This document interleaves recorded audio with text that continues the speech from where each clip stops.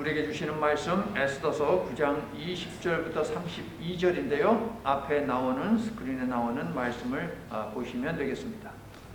모르드게가 이 일을 기록하고 아수에로 왕의 각 지방에 있는 모든 유다인에게 원근을 막론하고 그를 보내어 이르기를 한 규례를 세워 해마다 아달월 14일과 15일을 지키라. 이날에 유대인들이 대적에게서 벗어나서 평안함을 얻어 슬픔이 변하여 기쁨이 되고 애통이 변하여 길한 날이 되었으니 이 두 날을 지켜 잔치를 베풀고 즐기며 서로 예물을 주며 가난한 자를 구제하라 하매 유다인이 자기들이 이미 시작한 대로 또한 모르드게가 보낸 글대로 계속하여 행하였더라. 아멘. 캐런 암스트롱이라고 하는 작가가 있습니다. 이분이 History of God이라고 하는 책을 쓰면서 이런 내용을 적었습니다. 제2차 세계대전 당시 독일 나치의 유대인 학살에 관한 이야기인데요. 하나님이 전능하시다면 그분은 유대인의 대학살을 막으셨을 것이다. 만일 그분이 막으실 수 없었다면 그분은 무능하거나 불필요한 존재다. 만일 그분이 막으셨을 수 있음에도 불구하고 막지 않으셨다면 그분은 괴물이다. 캐런 암스트롱의 이 말은요, 몇몇 그리스도인들도 고난이 찾아올 때에 얘기할까 말까 하면서 머리에서 되뇌이는 말이기도 하고요. 반기독교인들이 기독교를 공격하며 하는 말이기도 합니다. 이런 거죠. 하나님을 믿는데 왜 고난이 찾아오냐? 이런 것 아니겠습니까? 이러한 질문은 누구라도 할 수 있고 우리도 할 수 있는데 중요한 것은 무엇입니까? 이 질문을 하는 자세입니다. 하나님의 도움을 갈망하며 이 질문을 한다면 그 사람은 믿음 위에 굳게 서며 자신의 구원을 이루게 되겠지만 하나님과 기독교를 조롱하면서 하나님은 괴물이다, 하나님은 무능하다, 불필요하다라고 이야기를 한다면 그 사람은 자신이 던진 그 질문을 지옥에서 듣게 될 것입니다. 성도 여러분, 욥기가 우리에게 화두를 던지듯이 이유 없이 까닭 없이 찾아오는 고난은 모든 사람들에게 여러 번 있습니다. 그래서 우리의 신앙은 때때로 혹은 날마다 시험대 위에 서 있다라고 말할 수 있겠습니다. 그러므로 도무지 이해할 수 없고 수용하기 어려운 역경이 우리의 삶 속에 있다면 욥기를 통해서 하나님께서 욥을 깨우쳐 주신 그 말씀을 우리가 되뇌어야 하는데 무엇이냐? 세상에 존재하는 모든 것들과 세상 내에서 벌어지는 모든 일들은 하나님의 주권 가운데 있고 하나님의 섭리 안에 있다라고 하는 이 사실을 얼른 되뇌이고 인정하고 선포하는 것이 필요한데요, 여러분. 여러분은 꼭 그렇게 하시기를 예수님의 이름으로 축원합니다. 하나님 당신께 모든 주권이 있음을 믿습니다. 하나님의 섭리가 내 삶 속에서 지금 하나님 일하고 계심을 믿습니다. 라고 말입니다. 모르드게는 이러한 믿음을 겸비한 사람이었기 때문에 자신의 민족에게 고난이 시련이 엄습해 왔을 때에 동역자로 삼은 에스더에게 다음과 같이 말할 수 있었던 것입니다. 이때에 내가 만일 잠잠하여 말이 없으면 유다인은 즉 하나님의 백성은 다른 데로 말미암아 노임과 구원을 얻을 것이다. 모르드게 이 말은 무엇입니까? 우리가 처한 상황이 어떠하든 하나님은 자신의 백성, 자신의 민족을 보존하시고 구원하시는데 이 마음은 결코 변함이 없다라고 하는 믿음이지요, 여러분. 이 믿음이 여러분에게도 있으면 아멘 합시다. 아멘. 캐런 암스트롱의 말은요, 논리적입니다. 설득력이 있습니다. 이성적입니다. 그렇다 하더라도 그녀가 하는 이 이야기는 무엇이냐? 제3자가 이해한 홀로코스트 유대인 대학살입니다. 자기는 그 자리에 없었습니다. 그런데 제3의 관점으로 바라볼 때에 그러하다라는 것이죠.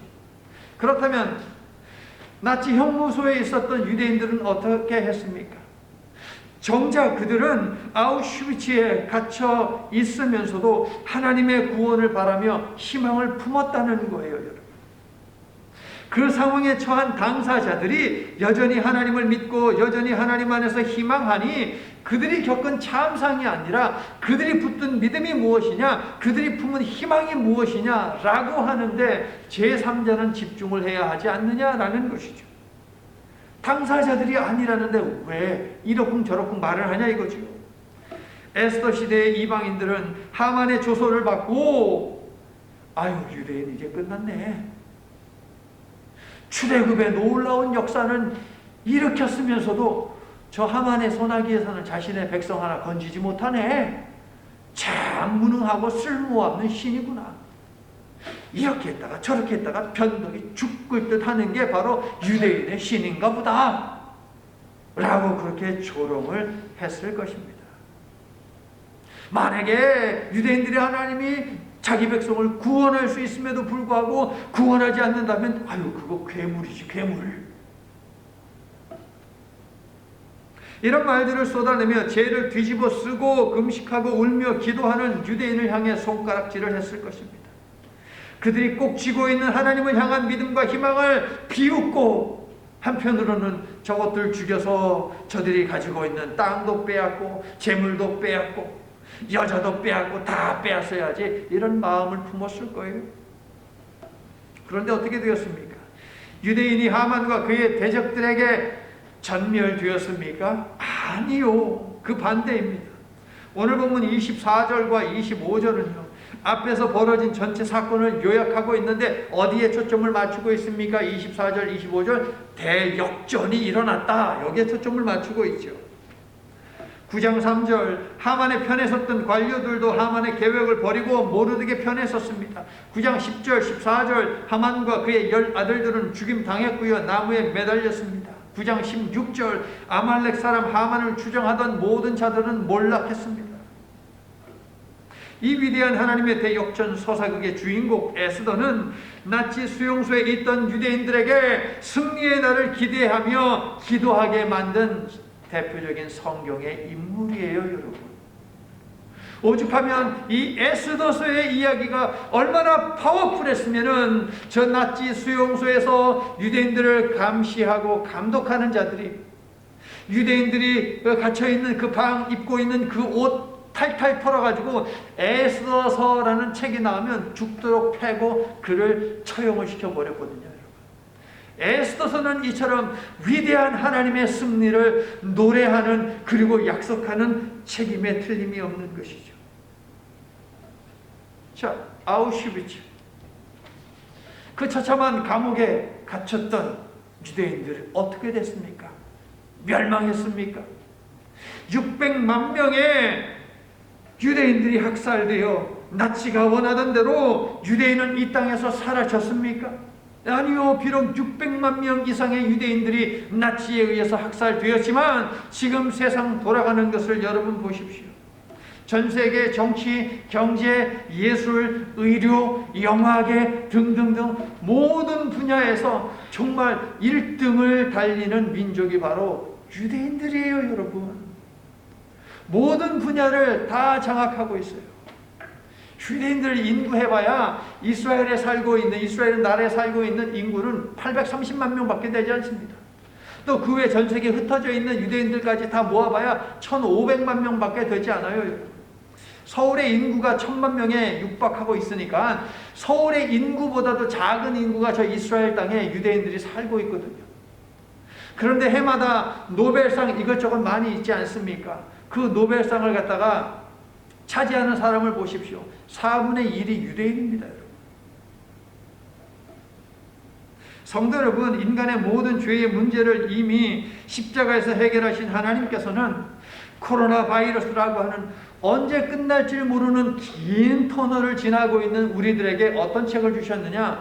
에스더서를 주셨다는 겁니다, 여러분. 그러므로 끔찍한 고난에서 허덕이는데 하나님의 부재와 침묵이 느껴질 때가 있다면 에스더서에는 하나님이 없지만 에스더서에는 하나님이 없지만 하나님이 일하고 계셨음을 우리는 떠올려야 하겠다 하는 거예요. 여러분. 이해하시겠어요? 이 시련이, 이 고난이, 이 어려움이 언제 끝날까요, 하나님? 경제 공황이 이게 언제 끝날까요? 너무 힘듭니다, 하나님. 물가가 너무 높아서 하나님 너무 힘듭니다. 등등등 여러 가지 나오잖아요. 나이가 드니 육신이 자꾸 하나님 어려움을 경험하고, 지난번에는 한 달이면 다 없어지던 것이 너무 오래 가고 있습니다, 하나님. 이런 말들 나오잖아요. 이 긴 터널을 지나다 보면 어느 순간 하나님이 안 보이고, 하나님이 정말 내 곁에 계신가, 하나님이 나를 사랑하시는가 라고 하는 질문이 생길 수 있죠. 에스더서를 펼쳐서 보십시오. 그 어디에도 하나님이 계시지 않지만 거기에서 벌어지는 일들을 보면 하나님은 여전히 일을 하고 계시더라 하는 거예요. 하나님이 없는 것 같고 보이지 않고 아무 소리 들리지 않고 하나님은 침묵만 하고 있는 것 같은 우리의 삶의 상황이라 하더라도 하나님은 여전히 하나님을 믿는 여러분을 위해서 일하고 계신다. 이 사실을 분명하게 기억하고 그 하나님을 붙드시기를 예수님의 이름으로 축원합니다. 하나님을 고난 앞에서는 무능한 괴물 취급했던 저 캐런 암스트롱처럼 하나님께 냉소적이고 회의적인 태도를 보여서는 아니 됩니다, 여러분. 저와 여러분은 나치 수용소에서 잔인한 고문과 학대를 당하면서도 희망을 포기하지 않은 그 믿음의 사람들이 취했던 믿음의 자세를 취하며 나아갈 수 있기를 예수님의 이름으로 축원합니다. 하나님은요, 자신의 백성을 죄와 고통과 사망에서 영원히 지키시는 전능하신 하나님 아버지이심을 믿습니다. 그들이 고난의 때에 하나님을 믿고 희망했던 것처럼 우리도 좌절하지 말고 하나님을 전적으로 의지하고 신뢰할 수 있기를 예수 그리스도의 이름으로 다시 한번 간절히 축원합니다. 아멘. 에스더서에는 하나님도, 하나님의 이름인 여호와도, 심지어 주님이라고 하는 단어도 없습니다. 그럼에도 불구하고 우리는 대역전을 만들어내신 분은 하나님이심을 우리는 알고 믿고 있습니다. 맞죠, 여러분? 또한 우리는 아하수에로가 얼마나 무능한 왕인지 잘 알고 있습니다. 변덕이 죽을 듯하고요, 감정적이고요, 즉흥적이고요, 사람에게 잘 휘둘리고요, 충동적이고요. 이런 사람이 바로 아하수에로 아닙니까? 그리고 여러분, 모든 일을 계획하고 조서를 작성하고 조서를 127개 지방에 딱 보낸 사람이 누구입니까? 왕이 보냈습니까? 아니요, 모르드게가 보냈어요. 그래서 25절을 보시면 거기에 왕이라고 하는 단어가 있는데, 여기서 왕은 아하수에로 왕이 아니고 지금 결론을 지금 짓는 것 아니에요. 사건의 결론을.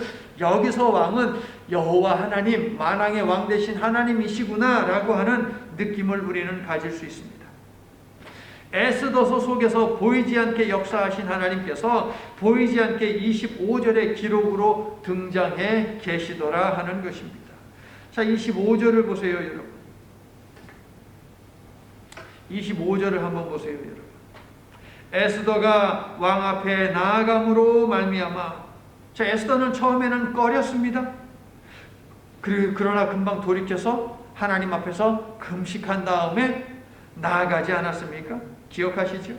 죽으면 죽으리라는 각오로 먼저 하나님 앞에서 금식하며 기도한 에스더를 보시고 왕이 누구? 만왕의 왕 되신 하나님께서 조소를 내려 하만이 유대인을 해하려던 악한 꾀를 그의 머리에 돌려보내어 하만과 그의 여러 아들을 나무에 달게 하셨다. 아멘이세요?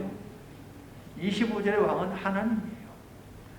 하나님이란 단어는 에스더서에 없지만 이 왕이라고 하는 단어를 통해서 하나님을 들여다보게 지금 하고 있다는 거예요. 에스더서의 저자는.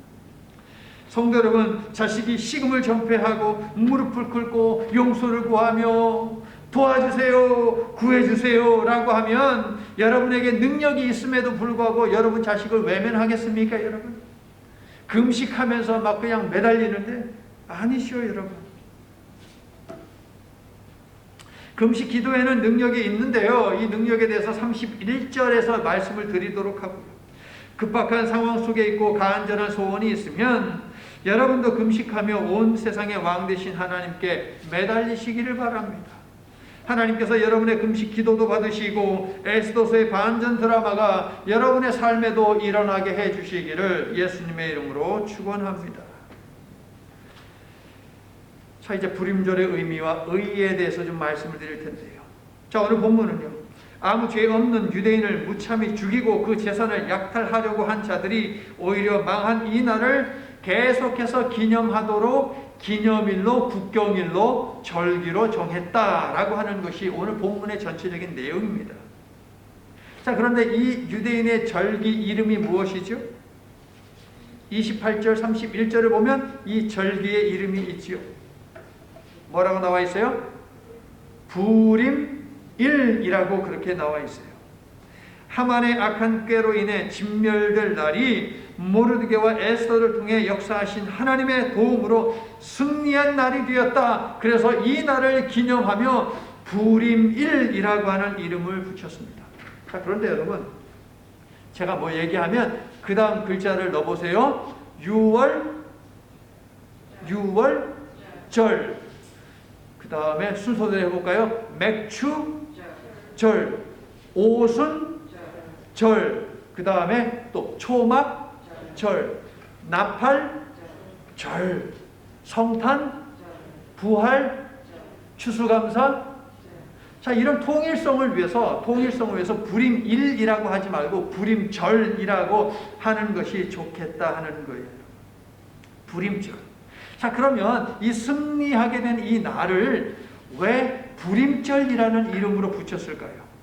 그 설명이 26절에 있는데요. 26절을 읽기 전에 자, 이 사실을 우리가 기억합시다. 하나님의 은혜는 두고 기념되어야 한다는 거예요, 여러분. 동의하세요? 하나님의 은혜는 두고 우리가 기념되어야 돼요.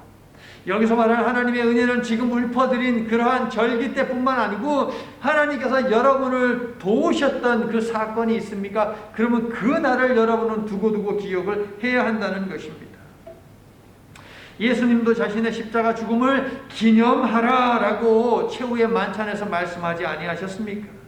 그래서 우리는 고난주간과 성금요일에 십자가 사건을 기념하고 부활절을 지키지요. 여러분이 개인적으로 경험한 은혜도 두고 기억하고 기념하시기를 바랍니다. 하나님은 자녀된 여러분을 결코 혼자 두지 아니하시고 눈물 흘리게 두지 아니하시고 가슴 졸이게 그대로 내버려 두는 하나님이 결코 아니다라고 하는 이 사실을 믿으시면 아멘 합시다. 아멘. 자, 이제 26절을 읽어주세요. 26절 시작. 무리가 부르의 이름을 따라 이 두 날을 부림이라 하고 부르라는 이름 때문에 부림이라고 불렀다라고 하네요. 부림절. 부르라는 이름 때문에 부림이라고 불렀대요. 자, 따라해 볼게요. 푸르.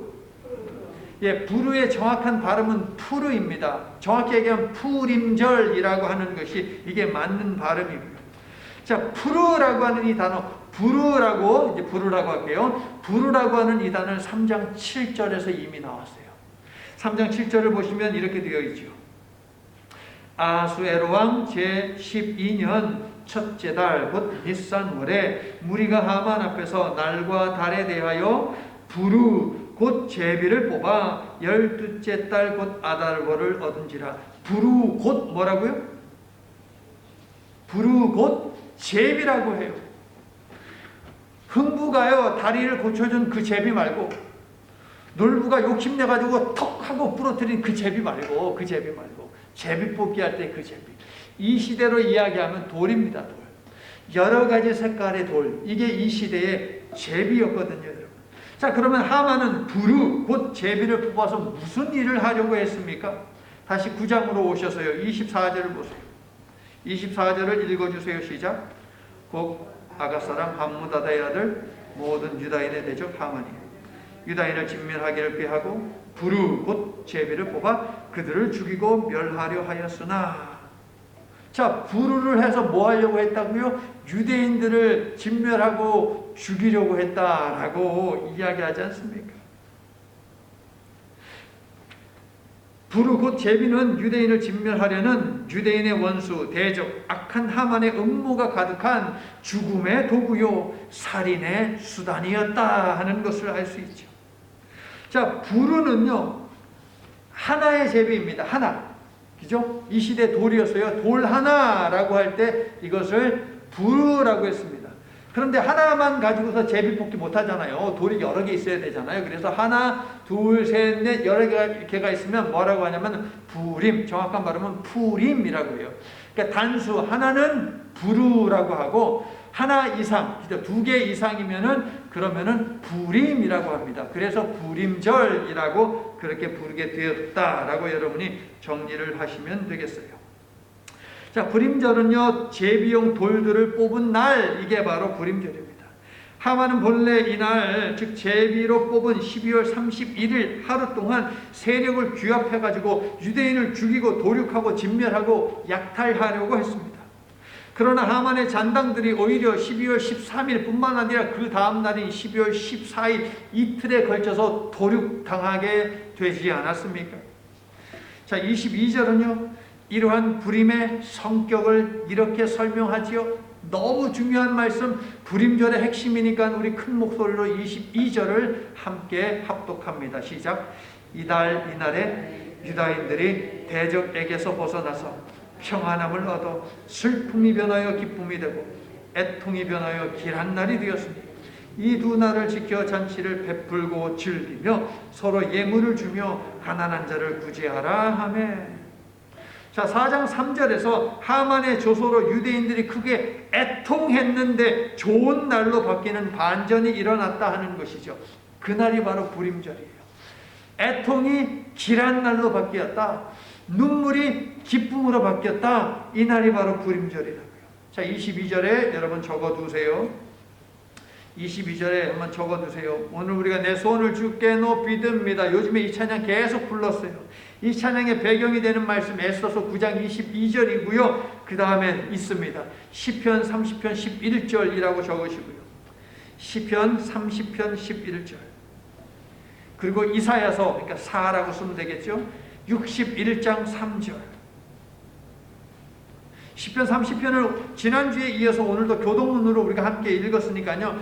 이사야서 61장 3절을 제가 읽어드릴게요. 무릇 시온에서 슬퍼하는 자에게 화관을 주어 그 죄를 대신하며 기쁨의 기름으로 그 슬픔을 대신하며 찬송의 옷으로 그 근심을 대신하시고 그들이 의의 나무 곧 여호와께서 심으신 그 영광을 나타낼 자라라고 되어 있어요. 자라 일컬음을 받게 하려 하심이라.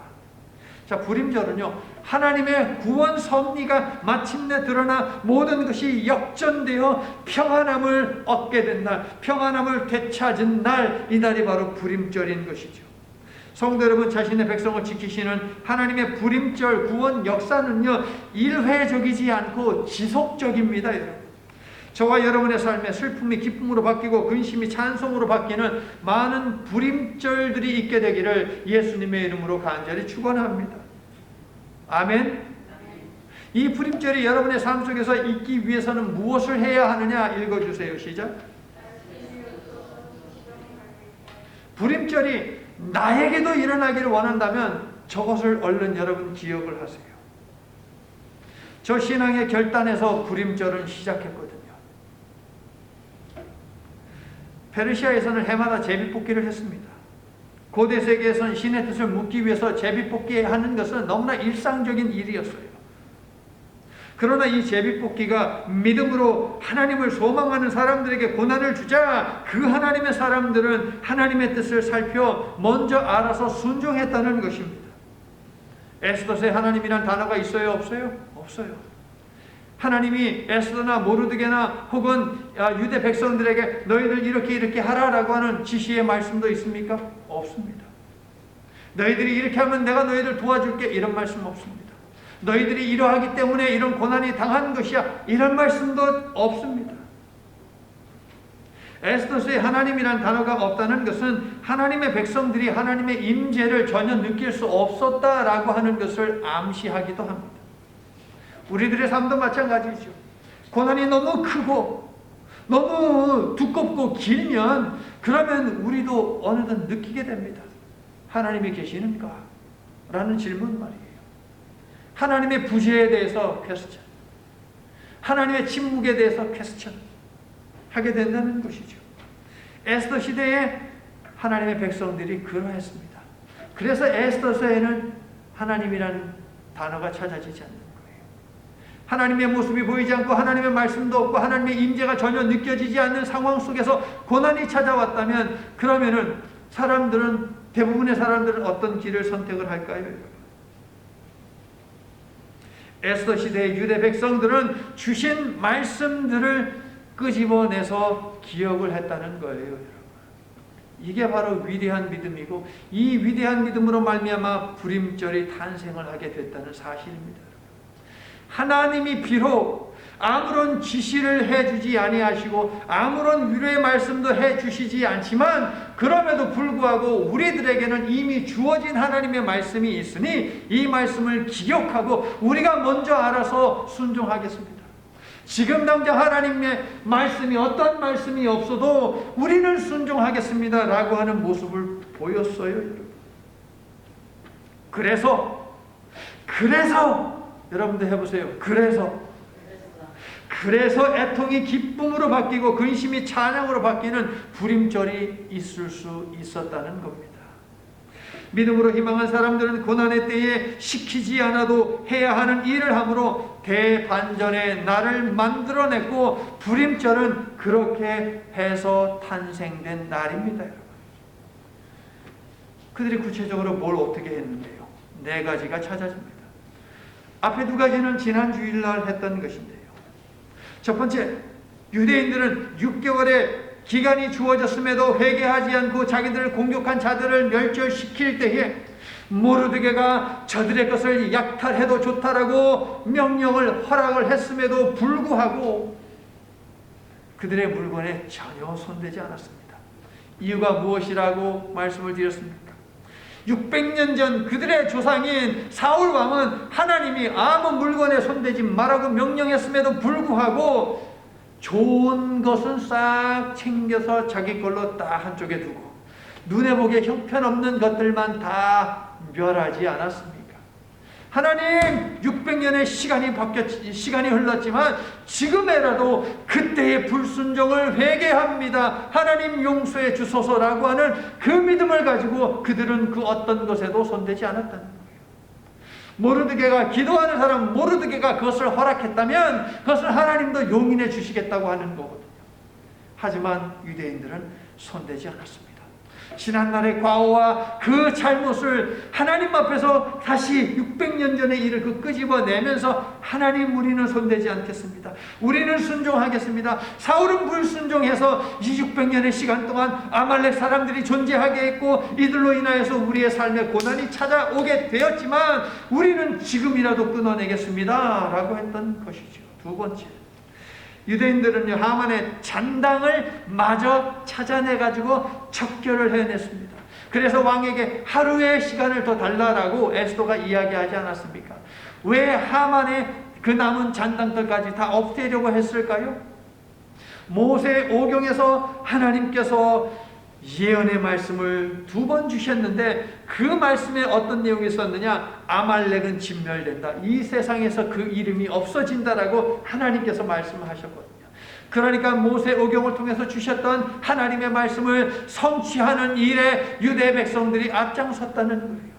하나님이 이렇게 하라라고 지시하지 아니했음에도 불구하고 그들은 말씀이 없어도 알아서 순종했고, 그래서 그들의 삶에는 불임절의 은혜와 불임절의 능력이 임하게 될 수 있었다는 것입니다, 여러분. 3번째, 27절과 28절을 보니까 불임절은 모르드게나 에스더의 머리에서 나온 것이 아닙니다. 유대 백성들의 자발적인 의지가 담긴 날이 바로 불임절이에요. 물론 20절과 21절을 보게 되면 모르드게가 한 것처럼 보이지만 이어지는 23절을 보시면 유대인들 사이에서 이미 시작되었다 하는 것을 알 수 있어요. 에스더와 모르드게는 무엇을 한 것입니까? 페르시아에서 자신들이 가지고 있는 권력과 그 위치를 이용을 해가지고 반전이 일어난 이 날을 절기로 삼지 않은 백성들의 마음을 편지에 담아 페르시아가 통치하는 127개 지방에 2번 연거푸 보냄으로 불임절을 공식화했을 뿐입니다. 누가 시작했어요? 유대 백성들이 시작한 것이 틀림없습니다. 23절, 유다인이 자기들이 이미 시작한 대로라고 이야기하잖아요. 이뿐 아닙니다. 네 번째 31절을 보시면 유대 백성들은 금식까지 하며 이 절기를 지켰습니다. 그런데 22절을 보세요. 뒤에 보니까 잔치를 베풀었다, 즐겼다, 서로 예물을 주고받았다, 구제했다 라고 되어 있지 않습니까? 음식이 넘쳐나는 이 잔칫날이 불임절인데 무슨 금식을 합니까? 금식을 하기는.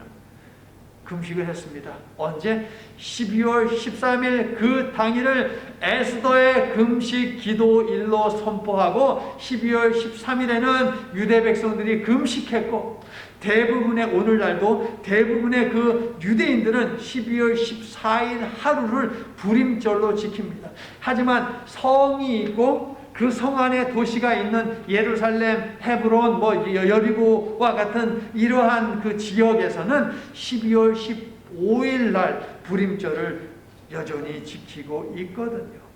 자, 정리하면 이렇습니다. 유대 백성들은 자발적으로 하나님 앞에서 겸비한 모습을 갖추었고 불임절이 공식화되기 전에 그들은 이미 뜻을 하나로 모아 이 위대한 구원의 날을 해마다 지키기로 결의했다라고 하는 것이지요. 불임절은 고난의 때에 말씀이 없어도 순종하리라 라고 하는 결단에서 시작된 것입니다. 여러분, 제목을 한번 읽어주세요. 시작. 말씀이 없어도 순종하리라. 자, 유대인들은 그럼 이날 불임절에 뭘 했습니까? 세 가지, 22절 보니까 세 가지를 했다라고 되어 있습니다. 하나님의 구원을 베푸시어 회복시켜 주신 평안함에 감사해서 첫 번째 잔치를 베풀었습니다. 두 번째 뭐 했습니까? 서로 기쁨과 축복의 상징으로 선물을 교환을 했습니다. 세 번째, 자신들처럼 어려운 처지에 있는 자들을 구제하는 날로 삼았다. 페르시아에는 유대인 외에도 수많은 나라에서 온, 그죠? 식민지 백성, 노예, 포로 이렇게 살고 있는 사람들이 많았거든요. 이런 사람들을 구제하는 날로 삼았다. 보세요, 여러분. 잔치, 그 다음에 선물, 구제. 자, 이 세 가지 하니까 무엇이 떠오릅니까? 우리 기독교에서 하는 성탄절이 떠오르죠. 성탄절. 자, 30절을 보니까 모르드게는 이러한 명령을 담으면서 화평하고 진실한 말로 했다라고 하는데요. 이 표현하고, 그러니까 화평하고 진실한 말이라고 하는 요 표현하고 31절을 보니까 금식하며 부르짖었다라고 되어 있죠. 화평하고 진실한 말, 그리고 금식하며 부르짖었다. 자, 이 말씀은요, 스가랴서 8장 19절의 말씀을 생각하게 하는데요. 제가 읽어드릴게요. 만군의 여호와가 이같이 말하노라. 넷째 달의 금식과 다섯째 달의 금식과 일곱째 달의 금식과 열째 달의 금식이 변하여 유다 족속에게 기쁨과 즐거움과 희락의 절기들이 되리니 오직 너희는 진리와 화평을 사랑할지니라. 여러분 22절에다 성경 문절 적어놨잖아요. 거기다가 스가랴서 8장 19절이라고 적어두셔도 좋을 것 같아요. 스가랴서니까 8장 19절 이렇게 적어두시면 여기도 있잖아요. 기쁨과 즐거움과 희락의 절기들이 되리라 라고 이야기하지 않습니까? 자, 그런데 여러분, 넷째 달, 다섯째 달, 일곱째 달, 그리고 열째 달. 자, 이 네 개의 달에는요, 모세 오경이 명령하는 금식 절기는 없습니다. 금식 절기가 없는 그 절기에 유대 백성들이 금식을 했다는 거예요. 모세가 명령한 그 달들에도 금식을 하고 명령하지 아니한 그 달들에도 금식을 했다. 언제 이 일을 했느냐? 스가랴서와 에스더서는요, 포로 후기의 작품이거든요. 그러니까 포로 생활을 하고 그 다음에 돌아온 유대 백성들은 무엇을 했느냐? 하나님 앞에서 정말 매달 그 다음에 시간을 정해서 하나님 앞에서 금식했다라고 하는 것을 알 수 있죠. 유대인들은 일주일에 한두 번 꼭 금식을 하지 않습니까, 여러분? 자, 다시 말씀드립니다. 스가랴서 8장 19절에 언급된 금식들은 모두 모세 오경에서 요구하는 절기와는 전혀 상관이 없는 절기입니다. 성전의 멸망을 기억하며 했던 포로 후기의 금식들이에요. 스가랴와 에스더 시대인데 당시 유대인들은 모세오경이 말하지 않아도 알아서 금식할 정도로 삶이 그만큼 절실했고 절실한 삶 가운데서 금식하며 하나님 앞에서 기도하는 그 길을 선택했다는 것을 알 수 있죠. 성도 여러분, 고난의 때에 믿음의 삶을 선택하는 것은 정답입니다. 여러분, 길이 보이지 않고 답이 보이지 않고 아무것도 되어지는 것이 없을 때에 해야 하는 것은 무엇이다? 믿음을 선택하는 것이다. 우리는 금식 기도가 얼마나 큰 능력이 있는지 요나서를 통해서 확인한 바 있습니다.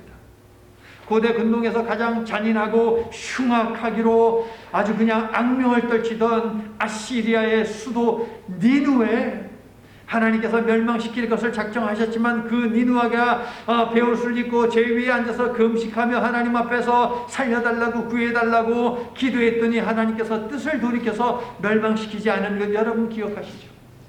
이스라엘의 역대 왕들 중에서 가장 악한 왕이 누구라고 여러분 생각하십니까? 결코 빠지지 않는 이름이 있으니 아합입니다.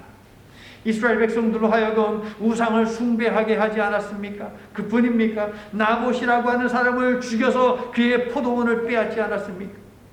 그 사건이 있자 하나님의 분노가 이제 완전히 극에 달았습니다. 그래서 아합과 그의 집안을 갖다가 쑥대밭으로 내가 만들어 버리겠다라고 엘리야를 보내서 아합에게 말하게 했습니다. 그랬더니 그 말을 들은 아합이 무엇을 했는지 아십니까? 옷을 찢고 굵은 배로 몸을 동이고 금식하고 굵은 배에 누우며 풀 주고 다녔다라고 되어 있어요. 그랬더니 하나님께서 어떻게 하셨어요? 계획하신 심판을 네 때에는 내가 내리지 않겠다라고 하면서 잠시 보류하지 않습니까? 금식 기도는요, 성경에 엄청나게 많이 있죠. 그 위대한 능력에 대해서. 그런데 이 두 가지만 여러분 생각을 해보세요. 결코 용서받을 수 없고 그 죄가 너무나도 큰 사람임에도 불구하고 하나님 앞에서 금식하니까 하나님께서 그 죄를 갖다가 덮어주시더라라고 하는 것이죠. 하물며 하나님을 예배하는 예배자로 살고자 애쓰는 우리가 고난의 때에 당장에 주시는 말씀이 없어도 이미 주신 말씀들을 떠올리며 자발적으로 순종하고 금식하며 기도한다면 우리의 아버지 되신 하나님께서 어찌 듣지 아니하시겠습니까? 떡을 달라 하면 떡을 주시고 생선을 달라 하면 생선을 주시지 않겠습니까? 여러분 아멘이세요? 유대 온 백성들이 금식하며 하나님께 기도함으로 슬픔이 기쁨으로 죽음에서 생명으로 삶이 바뀐 것처럼 여러분이 어떤 문제로 하나님 앞에서 금식하든 하나님께서 동일한 은혜로 여러분의 답답함을 시원하게 풀어주시기를, 여러분의 삶 속에도 불임절이 있게 해주시기를 예수 이름으로 간절히 축원합니다. 이제 말씀을 마칩니다. 초소에 적힌 대로 유대인은 12월 13일에 죽는다라고 하는 사실은 팩트, 사실이었습니다. 왕이 부르지 않았는데도 왕에게 나아가면 죽을 수 있다라고 하는 것은 인포메이션, 정보였습니다. 합리적, 이성적, 논리적, 과학적 사고를 하는 사람은 이러한 팩트의 사실에 입각해서 유대인이기를 포기할 것이고, 이러한 인포메이션, 정보를 토대로 왕이 부르지 않으면 왕에게 나아가지 않았을 것입니다. 그러나 모르드게와 에스더는 달랐습니다. 팩트와 인포메이션 모두를 초월하여 믿음을 선택하여 불임절 반전의 역사가 일어나게 했습니다. 성도 여러분, 하나님은 위대한 자를 찾지 아니하십니다. 하나님은 위대한 하나님을 찾는 사람을 찾으세요. 여러분 아멘. 위기의 날 위대하신 하나님을 붙들었더니 찬송하는 역사가 일어났습니다. 그렇습니다. 믿음의 사람들에게는 절망이 찾아오면 동시에 건지시는 역사도 오고 있다는 사실이에요. 다시 여러분의 삶 속에 고난이 오고 있는 것이 몸으로 느껴집니까 여러분? 그러면 정신 차리고 보십시오. 하나님의 구원도 동시에 오고 있어요. 여러분의 믿음이 크면 오고 있는 그 구원이 크게 보이겠지만, 여러분의 믿음이 연약한 가운데 있으면 고난이 너무 크게 보이기 때문에 오고 있는 하나님의 구원은 보이지 않을 것입니다. 그러므로 위기와 절망의 때에 모르드게와 에스더처럼 주님 안에서 소망하며 믿음을 선택함으로 오고 있는 구원을 결코 놓치지 마시기를 예수님의 이름으로 축원합니다. 에스더와 모르드게 같은 영웅을 부러워하지 마십시오. 여러분이 매일 믿음을 선택한다면 여러분도 모르드게와 에스더와 같은 영웅이 되는 것입니다.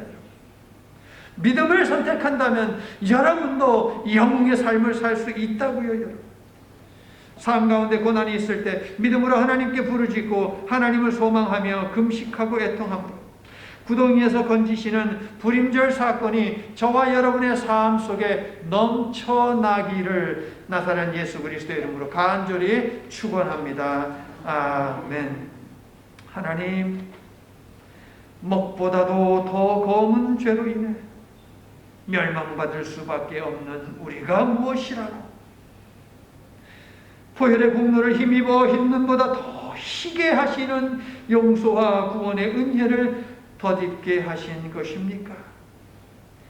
멸망의 운명이 구원받고 죽음의 이를 운명이 영생을 얻게 된 놀라운 대반전에는 구원을 위해 쉬지 아니하시는 하나님의 섭리가 있음을 믿고 기억하며 감사를 올려드립니다. 하나님의 능력의 말씀을 이미 충분히 받았사오니 어떤 시련을 경험하든 비록 그 속에서 하나님의 음성이 들리지 않고 하나님의 모습이 찾아지지 않는다 하여도 모든 의심, 걱정, 두려움을 떨쳐버리고 이미 주신 말씀을 떠올리며 우리도 그 말씀에 순종함으로 슬픔, 탄식, 변하여 찬송이 되는 우리 개개인의 불임절들을 만들어가도록 축복해 주시옵소서.